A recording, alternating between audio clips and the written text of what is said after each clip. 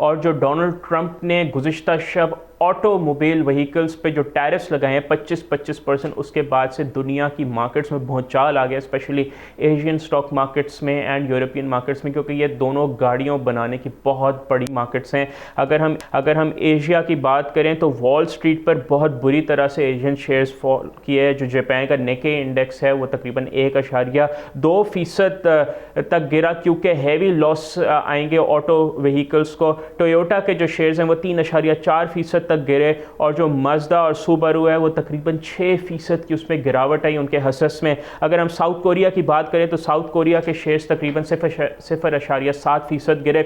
जो जापानीज़ और जो साउथ कोरियन ऑटो मेकर्स हैं उनकी यूएस मार्केट में बहुत बड़ी प्रेजेंस है, और ऑब्वियसली उनका बहुत ज़्यादा इम्पैक्ट आएगा इस मामले पे। और नाज़रीन, ये तनकीद की जा रही है कि ये जो टैरिफ्स हैं ये टेस्ला को फ़ायदा पहुंचाने के लिए किए जा रहे हैं, क्योंकि टेस्ला अभी काफ़ी ज़्यादा गर्दिश में उनके सितारे। और अगर नाज़रीन हम चाइनीज़ इलेक्ट्रिक व्हीकल मेकर्स के डिक्लाइन की बात करें तो उनके भी हसस की कीमतों में काफ़ी ज़्यादा गिरावट आई है गुज़िश्ता 12 घंटे में। जो उनका नियो है वो तकरीबन 2.8% गिरा, और जेपेंग जो है वो तकरीबन 1.1% तक शेयर गिरा। बात की जाए जो टैरिफ अनाउंसमेंट डोनाल्ड ट्रंप ने वेडनेसडे को किया है कि वो लॉन्ग प्रॉमिस टैरिफ जो हमेशा से वादा करते आ रहे थे कि वो अमेरिकी इंडस्ट्री को बचाने के लिए बाकी तमाम ममालिक पर टैरिफ्स लगाएंगे जो कि अमेरिकन